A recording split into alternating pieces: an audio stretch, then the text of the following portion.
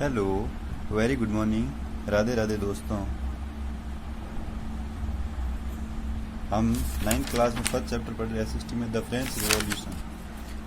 कल हमने यहाँ तक ख़त्म किया था, आज यहाँ शुरू कर। The society of estates was part of the feudal system that dated back to the Middle Ages. The term old regime is usually used to describe the society and institution of France before 1789। यानी कि आपके the society of एस्ट्रेक्स यानी कि वर्गों में विभाजित जो फ्रांसीसी समाज है वो मध्यकालीन सामंती व्यवस्था का अंग था। यानी जो अभी जो डिवाइड किया हुआ जो फ्रांस समाज है वो पहले मध्यकालीन में किसका था? सामंती व्यवस्था का अंग था। अब देखो, प्राचीन राजतंत्र है जिसमें जैसे द टर्म यानी ओल्ड रिजीम यानी प्राचीन जो राजतंत्र है उस पद का प्रयोग सामान्यतः 1789 के पहले फ्रांसीसी समाज और संस्थाओं के लिए होता था। जिसका प्रयोग है वो सबसे पहले 1789 जो पहले थी फ्रांसीसी समाज और संस्थाएं उनके लिए ही होता था। अब देखो फिगर 2 सोवन हैज, ये फिगर है 2, ये सोवन कर रहा है किसको? Shown has to system to estate in France society was organised peasants made up about 90% of the population. However, only a small of them owned the land. The cultivated about 60% of the land was owned by nobles, the serfs, and other richer members of third estate. The members of first two estates, that is clergy and the nobility, enjoyed certain privileges by birth. The most important of these was exemption from paying taxes to the state. The noble further enjoyed feudal privileges. These included feudal dues which they extracted from the peasants. Peasants were obliged to render service to the lord, to work in his household and fields, to serve in the army or to participate in building roads. देखो ये ध्यान से देखो, सबसे पहला है clergy. क्या है? अब देखो चित्र 2 में फ्रांसीसी समाज की वाक व्यवस्था को दर्शा रहा है। देखो कैसे सबसे पहले जो पहला स्टेट है पूरी आबादी लगभग 90% किसान थे। कौन थे? किसान थे। फिर लेकिन जमीन के मालिकों की संख्या बहुत कम थी और लगभग 60% जमीन पर कुलीन, सर्च और तीसरी स्टेट के अमीरों का, जो थर्ड स्टेट जो अमीर है उनका अधिकार था। प्रथम 2 स्टेट कुलीन वर्ग और पादरी वर्ग के लोगों को कुछ विशेष अधिकार जन्मना प्राप्त थे। पहले जो 2 स्टेट थे ना, कुलीन वर्ग और पादरी वर्ग, जैसे ये क्लर्जी कुलीन वर्ग और नोबल्टी है पादरी वर्ग, इनको कुछ विशेष अधिकार जन्मत पदार्थ थे। इनमें से सबसे महत्वपूर्ण विशेष अधिकार था राज्यों को दिए जाने वाले करों से छूट। इन दोनों क्लर्जी और नोबल्टी को कभी भी राज्य के लिए कोई टैक्स देना नहीं पड़ता था। प्रथम 2 स्टेट थे, इनमें से सबसे महत्वपूर्ण विशेष अधिकार यही था। फिर देखो कुलीन वर्ग को कुछ अन्य सामंती विशेषाधिकार भी हासिल थे। वह किसानों के सामंती पर वसूल करता था। किसान अपने स्वामी को सेवा स्वामी के घर एवं खेतों का काम करना दे। किसान उनके लिए क्या करते थे? घर एवं खेतों का काम करते थे, सैन्य सेवाएं भी देते थे उनको, सड़कों के निर्माण आदि में भी सहयोग के लिए बाध्य थे। बेचारे सारा काम किसको करना पड़ता? किसानों को करना पड़ता था। फिर देखो अगला है the church extracted its share of all taxes called tithes from the peasants. The finally all members the third estate had to pay taxes to the state. These included a direct tax called tell and a number of indirect taxes which were levied on articles of everyday consumption like salt or tobacco. The burden of financing activities of the state through tax was borne by the estate alone. वापस आगे देखो, आगे लिखा हुआ है कि भाई search में भी किसानों को करों का एक हिस्सा है। टिथ का, टाइद का मतलब होता है TITH यानी धार्मिक कर। सर्च वाले भी क्या करते थे? किसानों से एक धार्मिक कर वसूल करते थे जिसको टाइट बोलते हैं। फिर देखो ऊपर से तीसरे स्टेट के तमाम लोगों को सरकार को तो कर चुकाना ही होता था। इन करों में देखो टाइल को बोलते हैं प्रत्यक्ष कर, TAILLE, और अनेक अप्रत्यक्ष कर भी शामिल थे। मतलब पहले वालों से खूब कर और अप्रत्यक्ष और प्रत्यक्ष कर लिए जाते थे। अप्रत्यक्ष कर किसके ऊपर होता था? नमक और तंबाकू जैसी रोजाना उपभोग की वस्तुओं पर लगाया जाता है।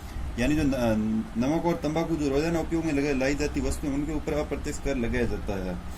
इस प्रकार राज्य के वित्तीय कामकाज का सारा बोझ है जो करों के माध्यम से जनता वहन करती थी। इसी प्रकार जो राज्य का सारा बोझ था वो कर अलग अलग कर के माध्यम से बेचारी जनता को वहन करना पड़ता था। अब देखो न्यू वर्ड्स, एक लिखा लिवरे। लिवरे किसको बोलता है? Unit of currency in France, discontinued in 1794। यानी कि लिवरे बोलते हैं फ्रांस की मुद्रा जिसे 1794 में समाप्त कर दिया गया। यानी ये फ्रांस की एक मुद्रा जिसको 1794 में क्या कर दिया गया, समाप्त कर दिया गया। फिर देखो क्लर्जी, क्लर्जी बोलते हैं group of person invested with special function in the church. Clergy बोलते हैं एस्टेट यानी क्रांति पूर्व फ्रांसीसी समाज में सत्ता और सामाजिक हैसियत को अभिव्यक्त करने वाली श्रेणी, यानी सबसे ऊपर की। फिर बोलते हैं टिथे, टिथे बोलते हैं पादरी वर्ग, धार्मी वाले। A tax lived by the church comprising 1/10 of agriculture produce, यानी पादरी वर्ग के लोग जो चर्च के विशेष कार्यों को करने वाले व्यक्तियों का समूह। सॉरी, टाइड बोलते हैं चर्च द्वारा वसूल किया जाने वाला कर। ये टाइड है, टाइड का मतलब चर्च के द्वारा जो वसूल किया जाता कर है ना, उसको बोलते हैं। ये कृषि उपज के 10वें हिस्से का भी बराबर होता था। अब देखो टाइल, टेले किसको बोलते हैं, taille, taille tax to be paid directly to the state, यानी सीधे राज्य को अदा किया जाने वाले कर को क्या बोलते हैं, टाइल। अब वापस देखना, टाइल किसे कहते हैं, सीधे राज्य को अदा किया जाने वाला टैक्स। और टिथे किसे कहते हैं, टिथे कहते हैं आपके टाइड, टाइड कहते हैं चर्च द्वारा वसूल किया जाने वाला कर और चर्च द्वारा, और यह कर कृषि के उपज के 10वें हिस्से के बराबर होता था। अब देखो उसके बाद अपन आ गया था the struggle to survive. The population to France rose from about 23 million in 1715 to 18 million in 1789. This led to a rapid increase in the demand for food grains. Production of grains could not keep pace with the demand, so the price of bread, which was the sample diet of the majority, rose rapidly.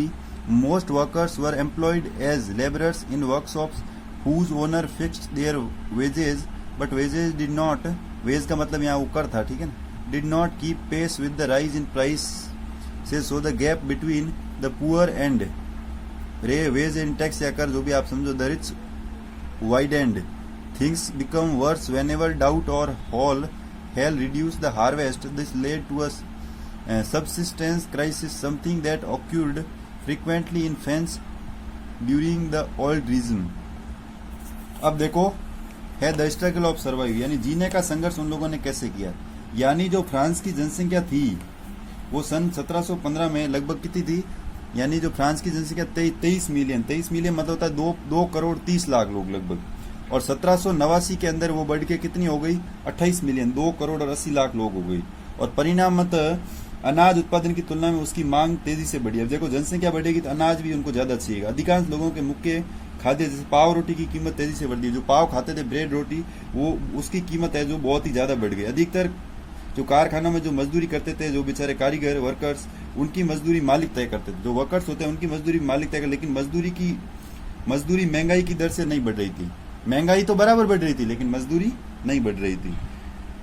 फिर फलस्वरूप अमीर गरीब की खाई छोड़ी होती गई। अब जैसे गरीब बेचारा और गरीब होता गया और अमीर होता गया। क्यों? क्योंकि श्योर है जो मजदूरी तो पूरी मिल नहीं रही थी और टैक्स और हर चीजें उनसे महंगाई बराबर वसूल की जाती है। तो जो अमीर था वो तो अमीर होता गया और गरीब बेचारा गरीब होता गया। फिर देखो धीरे धीरे क्या हुआ कि जो गरीब थे उनके लिए खाने की स्थितियां और बदतर हो गई। जब सूखे या ओले के प्रकोप से पैदावार गिर जाती, उनके लिए और हालत कब खराब हो जाती, जब सूखा पड़ जाता, अच्छी बारिश नहीं होती, उस समय उनकी हालत और खराब हो जाती थी। फिर देखो इससे रोजी रोटी का संकट पैदा हो। इससे क्या होता है, रोजी रोटी का संकट पैदा। ऐसे जीविका संकट प्राचीन राजतंत्र के फ्रांसीसी में काफी आम थे। इस प्रकार से फ्रांस में जो पुराने टाइम में क्या था कि जीविका जो चलती थी वो बहुत ही संकट में आ जाती थी इस टाइप से, ठीक है ना।